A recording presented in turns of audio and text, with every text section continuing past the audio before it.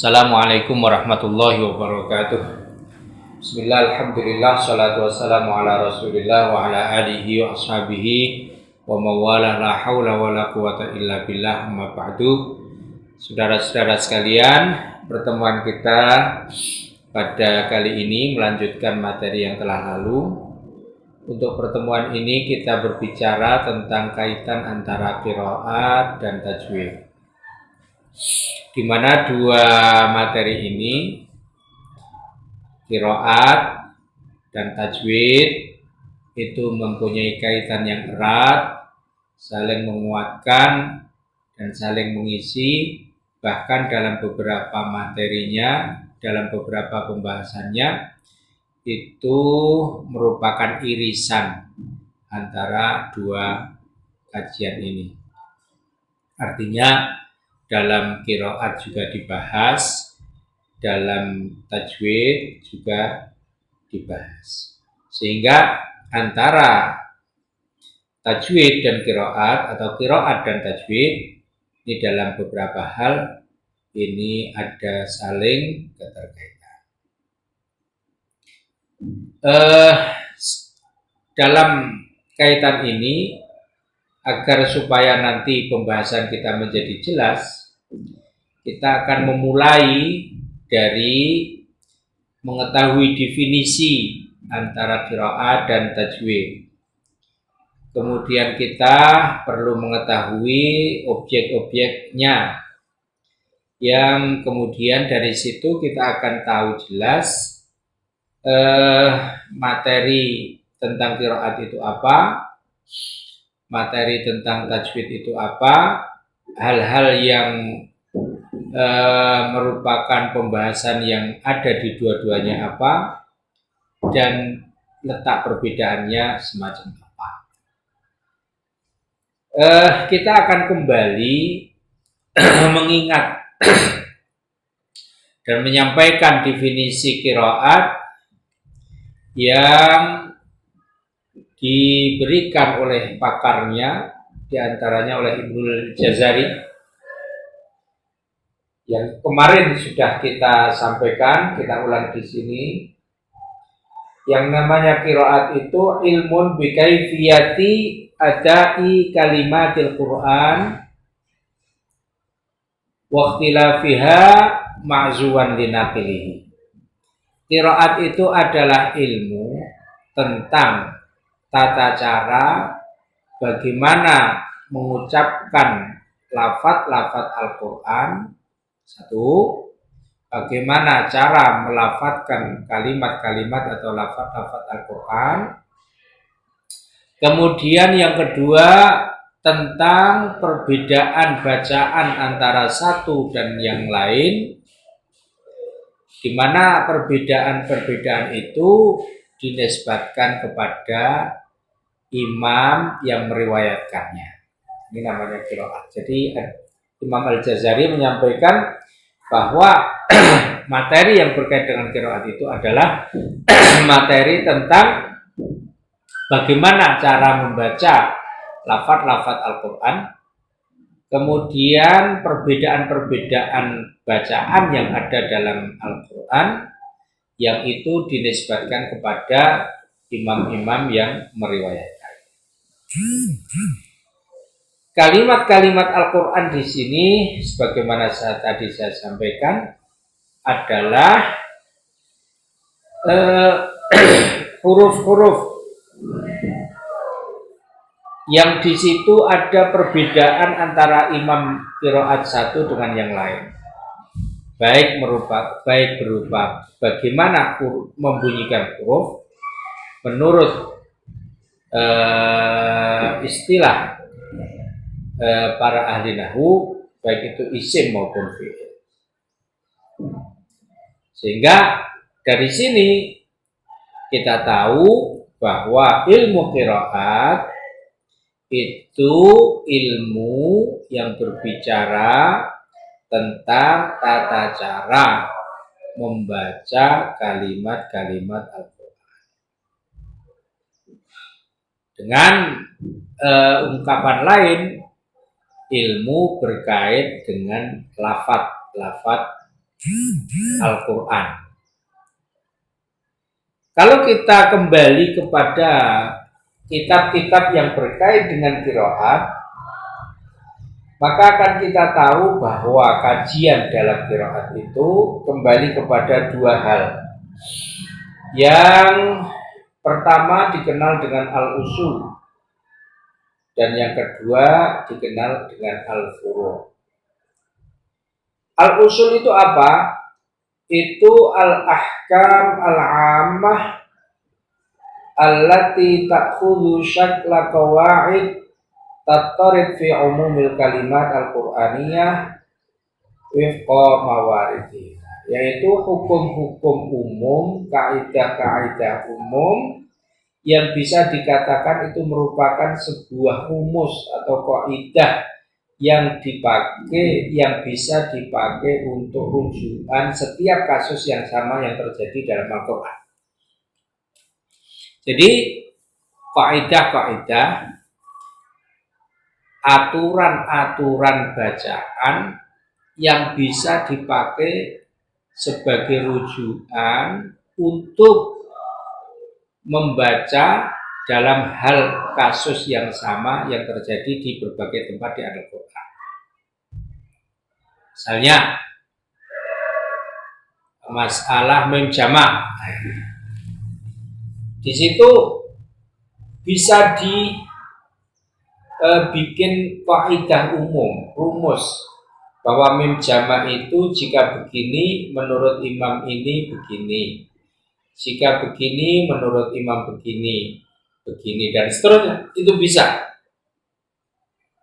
Misalnya lagi hak dhamir yang jatuh setelah huruf yang mati, fihi. Imam ini setiap terjadi yang kasus semacam itu bacanya begini, imam ini begini. Ini merupakan konsep-konsep yang umum yang bisa dipakai untuk memastikan kasus yang sama dibaca dengan cara yang sama. Inilah namanya usul.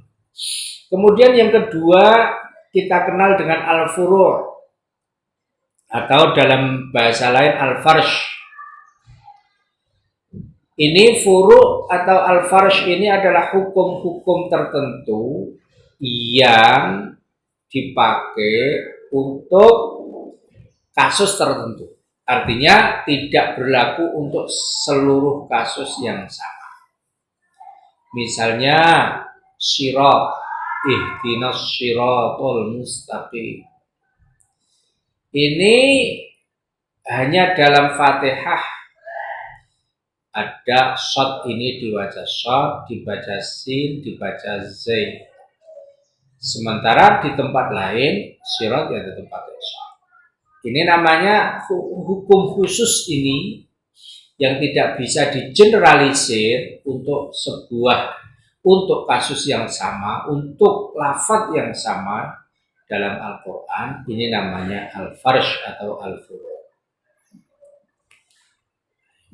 Usul tadi atau kaidah umum tadi, misalnya tentang idgham, kinayah, mad, qasar, hamzah, hukum nun sukun dan tanwin, fathah, imalah, kemudian taglib dan seterusnya. Ini hukum umum berlaku untuk seluruh fenomena yang ada dalam Quran. Berbeda dengan farsh. Farsh ini misalnya Imam Asim, Ali Kisai membaca Ar-Rahmanir Rahim Maliki Yaumiddin, pakai alif Maliki. Sementara 5 imam yang lain dalam imam yang 7 itu membaca Maliki tanpa alif.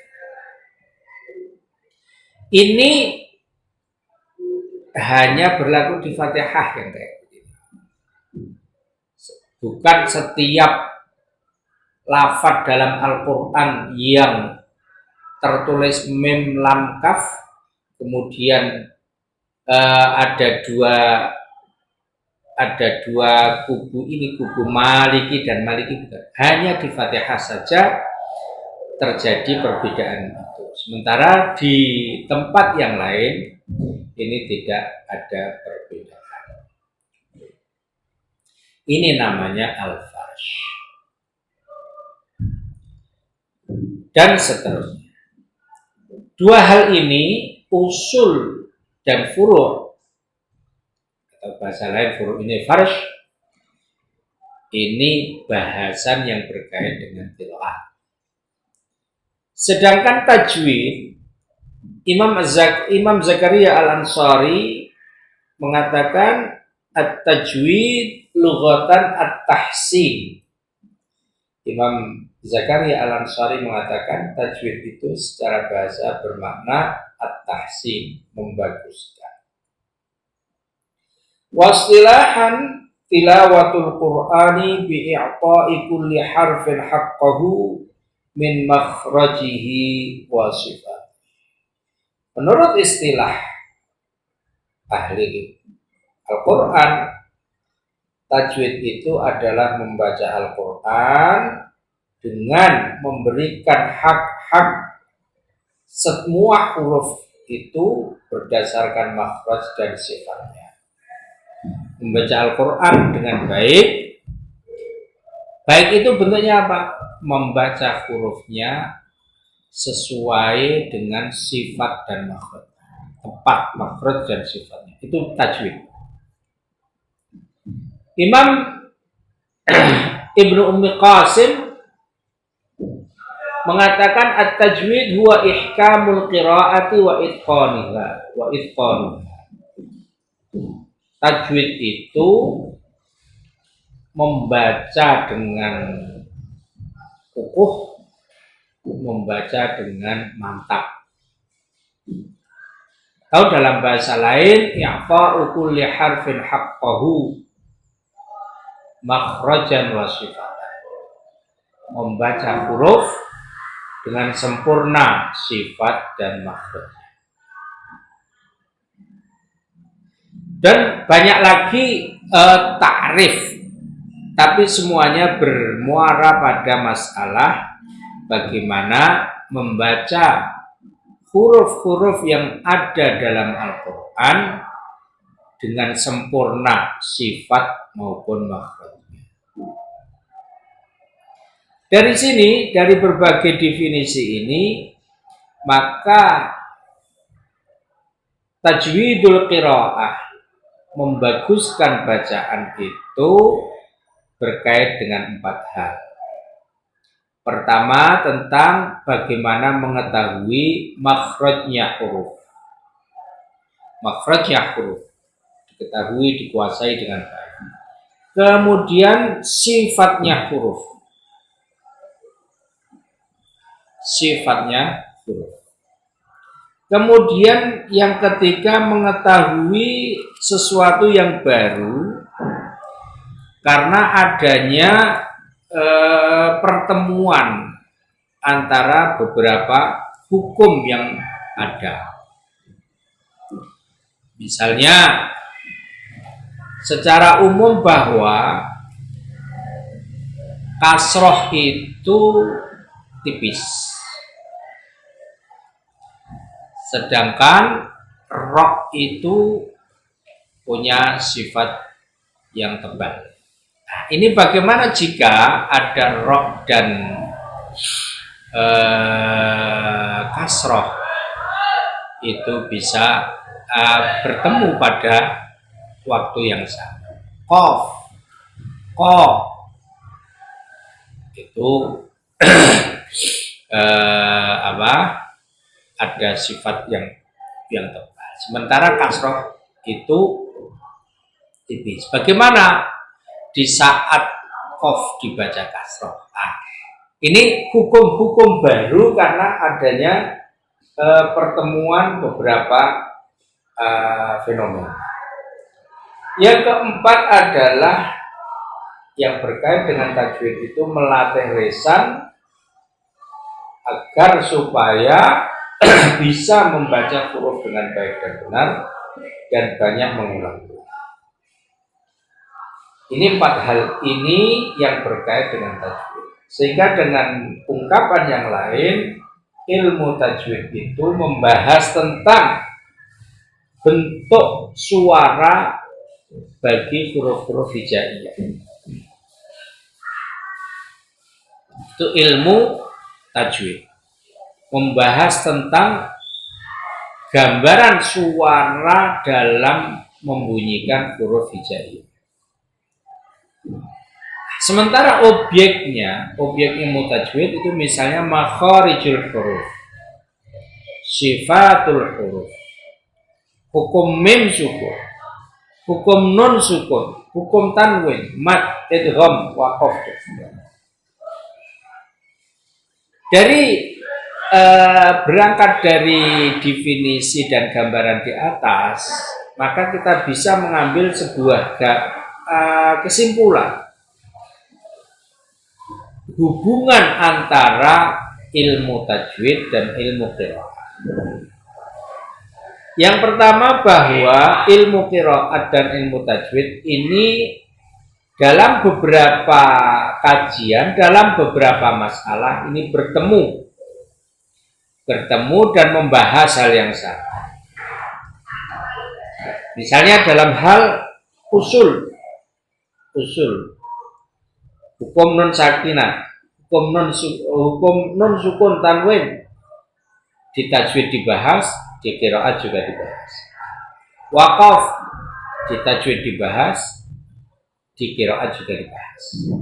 Sehingga ada materi-materi yang itu di dua tempat ini sama-sama dibahas. Kemudian yang kedua, ilmu qiraat itu membahas tentang hal-hal yang berkait dengan farsh dan furu', dan ini tidak dibahas dalam tajwid. Sedangkan di ilmu tajwid membahas tentang makharijul huruf dan sifatul huruf, dan itu tidak dibahas di dalam ilmu qiraat. Sehingga dari gambaran ini secara ringkas bisa kita ambil kesimpulan bahwa qiraat itu berkait dengan lafadz dan tajwid itu berkait dengan bagaimana membunyikan lafadz tersebut. Demikian saudara sekalian kuliah kita pada siang hari ini, semoga ada manfaatnya. Subhanakallahumma bihamdika asyhadu an la ilaha illa anta astaghfiruka wa atubu ilaik. Assalamualaikum warahmatullahi wabarakatuh.